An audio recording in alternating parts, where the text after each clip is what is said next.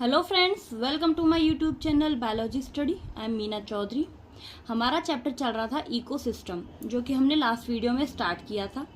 तो जिसके अंदर हमने इंट्रोडक्शन एंड इकोसिस्टम का स्ट्रक्चर एंड फंक्शन पढ़ लिया था। आज हम स्टार्ट करेंगे प्रोडक्टिविटी, जो क्या है इकोसिस्टम का फंक्शन। ठीक है, यानी कि हमने देखे थे जो इकोसिस्टम है उसके स्ट्रक्चर एंड फंक्शन के अंदर, तो उसके 4 फंक्शन है: productivity, decomposition, nutrient cycling and energy. ये क्या है? इकोसिस्टम के फंक्शन है। तो आज हम पहला फंक्शन पढ़ेंगे प्रोडक्टिविटी के बारे में। तो जो प्रोडक्टिविटी शब्द है वो कहाँ से आया है? ठीक है, ये शब्द कहाँ से आया है? प्रोड्यूसर से। ठीक है, क्योंकि जो ऑटोट्रॉप्स हैं, जो क्या करते हैं, फोटोसिंथेसिस करते हैं, ठीक है, और क्या बनाते हैं? प्रोडक्ट बनाते हैं। तो उसी से क्या आया है मीनिंग प्रोडक्टिविटी। तो क्या करते हैं कि जो फोटोसिंथेसिस की मदद से जो कुछ ऑटोट्रॉप्स हैं या फिर प्लांट्स हैं, वो क्या करते हैं? कुछ प्रोडक्शन करते हैं, कुछ प्रोड्यूस करते हैं। इसीलिए ये क्या कहलाते हैं? प्रोड्यूसर्स। एंड जो भी प्रोडक्ट ये बनाते हैं उसे क्या कहेंगे? प्रोडक्टिविटी। ठीक है, तो स्टार्ट करते हैं। A constant input of solar energy is the basic requirement for any ecosystem to function and sustain. तो क्या मतलब है कि जो सोलर एनर्जी है वो कॉन्स्टेंटली मीन्स कि लगातार मिलनी चाहिए, लगातार आनी चाहिए, तभी जो प्लांट्स हैं वो फोटोसिंथेसिस कर पाएंगे और तभी जो आगे की प्रोसेसेस हैं वो चल पाएंगी। ठीक है, आगे फंक्शंस जो हैं इकोसिस्टम के अंदर वो हो पाएंगे। Primary production is defined as the amount of biomass or organic matter produced per unit area over a time period by plants during photosynthesis। तो अब देखेंगे कि जो प्राइमरी प्रोडक्टिविटी है वो क्या होता है। ठीक है, कि प्राइमरी प्रोडक्शन का मतलब है कि कितना अमाउंट ऑफ बायोमास या फिर जो ऑर्गेनिक मैटर है एक प्लांट प्रोड्यूस करता है during photosynthesis to a particular area in a particular time. ठीक है, यानी कि जो अमाउंट ऑफ बायोमास है वो एक प्लांट जो है वो कैसे, मतलब कितने अमाउंट में प्रोड्यूस कर रहा है, उसको बोलते हैं प्रोडक्टिविटी। तो इसको हम बोल सकते हैं रेट ऑफ बायोमास प्रोडक्शन। ठीक है, रेट ऑफ बायोमास प्रोडक्शन, जो कि क्या होता है? 2 लेवल पे होता है। एक होती है प्राइमरी प्रोडक्टिविटी, दूसरी क्या है? Secondary productivity. प्राइमरी प्रोडक्टिविटी क्या होती है? प्रोड्यूसर लेवल पे। ठीक है, और जो सेकेंडरी प्रोडक्टिविटी है वो होती है कंज्यूमर लेवल पे, कंज्यूमर लेवल पे। ठीक है, तो प्राइमरी जो प्रोडक्टिविटी है प्रोड्यूसर लेवल का क्या मतलब है? जो प्रोड्यूसर्स हैं वो कितना जो बायोमास है या फिर जो ऑर्गेनिक मैटर है वो प्रोड्यूस करता है। ठीक है, during photosynthesis in a particular time in particular area. ऐसे ही सेकेंडरी प्रोडक्टिविटी का क्या मतलब है? कि जो rate of formation of new organic matter bye a consumer, यानी कि जो न्यू ऑर्गेनिक मैटर है उसकी रेट क्या है फॉर्म होने की, फॉर्मेशन की। It is expressed in term of weight gram per meter square और energy किलो कैलोरी पर मीटर स्क्वायर। तो जो ये प्रोडक्टिविटी है यानी कि जो प्राइमरी प्रोडक्टिविटी है उसको मेजर किया जाता है वेट या फिर एनर्जी में। The rate of biomass production is called productivity. तो प्रोडक्टिविटी क्या है? रेट ऑफ बायोमास प्रोडक्शन, यानी कि जो बायोमास का प्रोडक्शन है वो किस रेट से हो रहा है उसको क्या बोलेंगे? हम प्रोडक्टिविटी बोलेंगे। It is expressed in term of gram per meter square per year और kilocalorie per meter square per year to compare the productivity of different ecosystems। तो इसको कैसे मेजर किया जाता है कि जो बायोमास का प्रोडक्शन हो रहा है किस रेट से हो रहा है, वो किस में नापते हैं? एनर्जी या फिर वेट में। तो वेट में क्या हो गया? ग्राम पर मीटर स्क्वायर पर ईयर, यानी कि एक ईयर में कितना जो बायोमास प्रोडक्शन है वो ग्राम में हुआ है, या फिर एक ईयर के अंदर कितना जो बायोमास प्रोडक्शन है वो एनर्जी में हुआ है। ठीक है, अब हम इनको 2 पार्ट्स में डिवाइड करते हैं। It can be divided into gross primary productivity and net primary productivity. तो जो प्राइमरी प्रोडक्टिविटी है उसको 2 पार्ट्स के अंदर डिवाइड किया है, gross primary productivity and net primary productivity. तो मैं आपको बताती हूँ कि जो ग्रॉस प्राइमरी प्रोडक्टिविटी है वो क्या होता है एंड नेट प्राइमरी प्रोडक्टिविटी क्या होता है। जैसे कि क्या होता है, एक प्लांट है। ठीक है, ये जो प्लांट है इसने क्या किया? फोटोसिंथेसिस किया। ठीक है, तो फोटोसिंथेसिस करके इसने क्या किया? पूरा जो अपना एनर्जी है वो बनाई। तो अब क्या हुआ? जैसे इकोसिस्टम में किस रेट से जो ऑर्गेनिक मैटर है वो प्रोड्यूस कर रहा है ये प्लांट, ड्यूरिंग फोटोसिंथेसिस। तो अब फोटोसिंथेसिस के दौरान क्या होता है कि जैसे इसने सन से जो एनर्जी ली थी फोटोसिंथेसिस करने के लिए, तो इसने कुछ एनर्जी जो है वो अपने आप में ही खर्च कर ली, ठीक है, अपनी जो रेस्पिरेशन प्रोसेस है उसमें खर्च कर ली। तो जो टोटल अमाउंट में आई थी उसको बोलेंगे जीपीपी, ठीक है। टोटल अमाउंट जो एनर्जी थी वो थी जीपीपी। लेकिन जो प्लांट था उसने अपने रेस्पिरेशन के लिए कुछ जो एनर्जी है वो यूज कर ली, ठीक है, माइनस रेस्पिरेशन। अब क्या बचा फिर इसमें एनपीपी, यानी कि नेट प्राइमरी प्रोडक्टिविटी। जीपीपी क्या होती है, टोटल में से क्या किया, प्लांट ने रेस्पिरेशन कर लिया और कुछ एनर्जी यूज की, यूज करने के बाद जो एनर्जी बनी वो क्या है, एनपीपी। अब ये जो एनपीपी है ना, ये आगे के जो हर्बीवोर्स हैं, कंज्यूमर्स हैं, उनमें क्या होगी, वो इसको यूज करेंगे, ठीक है। वो ग्रॉस प्राइमरी प्रोडक्टिविटी को यूज नहीं कर सकते हैं क्योंकि ये तो टोटल होती है और इसमें से भी जो प्लांट्स हैं वो यूज कर लेते हैं, ठीक है। तब जाके जो टोटल अब प्लांट के अंदर जो एनर्जी बची है वो कौन सी है, एनपीपी। और एक बार समझाती हूँ, जैसे कि ये जो जीपीपी है ये मान लो टोटल ग्लूकोज है, ठीक है, जो टोटल ग्लूकोज है वो क्या है, जीपीपी। अब इस जो ग्लूकोज है इसमें से क्या किया, प्लांट्स ने यूज किया रेस्पिरेशन में, यानी कि कुछ ग्लूकोज कहाँ पे यूज हो गया, रेस्पिरेशन में या फिर सेलुलर प्रोसेस में। जो सेलुलर प्रोसेसेस हो रही हैं प्लांट के अंदर, रेस्पिरेशन प्रोसेस, उनमें क्या हो गया, ये जो जीपीपी का कुछ पार्ट है वो यूज हो गया, ठीक है।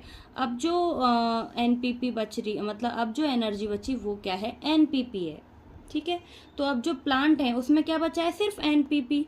तो अब जो हर्बीवोर्स इसे खाएंगे तो जो एनपीपी है ना वो उनमें चली जाएगी, हर्बीवोर्स में, या फिर जो डीकम्पोजर्स हैं उनमें चली जाएगी, क्योंकि प्लांट के अंदर अब सिर्फ एनपीपी बची है, ठीक है। समझ आया ना। तो अब हम इसको कैसे बोल सकते हैं, rate of biomass formation by producers per unit area in a particular time period through the photosynthesis.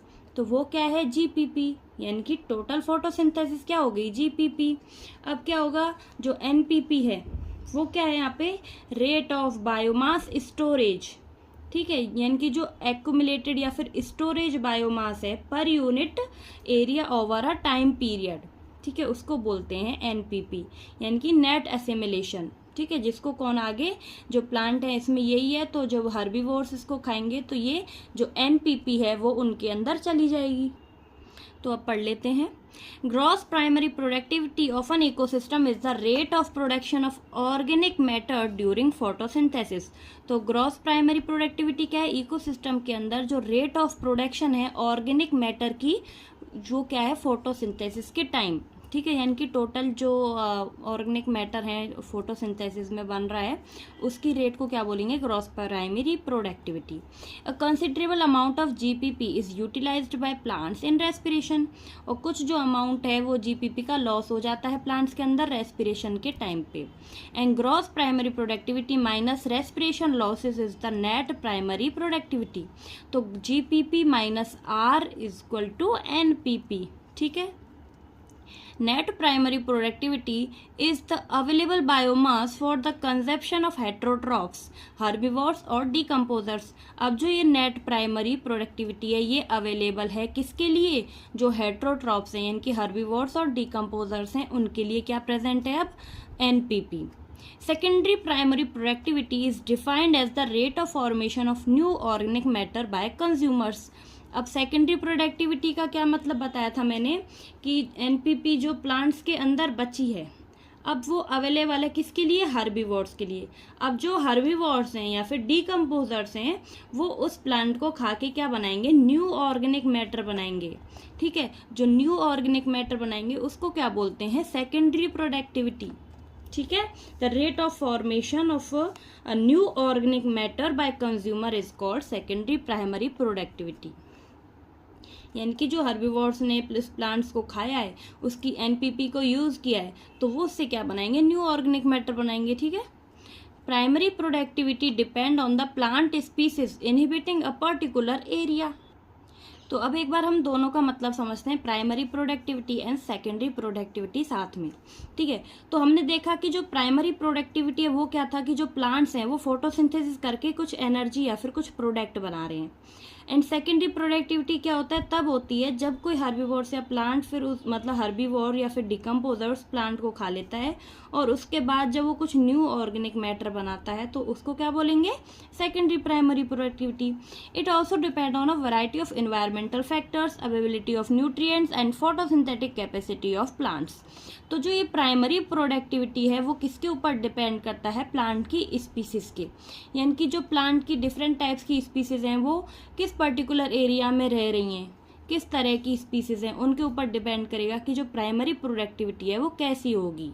ठीक है, और क्या, कुछ वहाँ पे जो आसपास के जो एनवायरमेंटल फैक्टर्स हैं, कुछ क्लाइमेटिक कंडीशंस हैं, उनके ऊपर भी क्या है, प्राइमरी प्रोडक्टिविटी डिपेंड करती है कि जो और क्या है, जो अवेलेबिलिटी ऑफ न्यूट्रिएंट्स हैं उस पर डिपेंड करता है कि जो न्यूट्रिएंट्स हैं वो प्रॉपर अमाउंट में प्रेजेंट हैं या फिर नहीं है, जो फोटोसिंथेटिक कैपेसिटी है प्लांट की वो अच्छी है या फिर नहीं, इन सब के ऊपर डिपेंड करेगा कि जो प्राइमरी प्रोडक्टिविटी है किसी स्पीसीज की वो कितना जो रेट ऑफ बायोमास है वो प्रोड्यूस कर रही है। ठीक है, तो ये सब क्या है, फैक्टर अफेक्टिंग प्राइमरी प्रोडक्टिविटी के कौन से जो फैक्टर्स हैं वो प्राइमरी प्रोडक्टिविटी को अफेक्ट करते हैं। तो उनमें क्या क्या हैं, जैसे कि फोटोसिंथेटिक कैपेसिटी ऑफ प्लांट, कि जो प्लांट है जैसे C3 और C4 प्लांट्स है ना, उनमें क्या होती है, जो C4 प्लांट्स हैं उनमें ज़्यादा एबिलिटी होती है सनलाइट ट्रैप करने की, तो वो क्या करेंगे, मोर प्रोडक्टिविटी दे पाएंगे क्योंकि वो ज़्यादा सनलाइट ट्रैप कर रहे हैं। ठीक है, उनको ज़्यादा सनलाइट को वो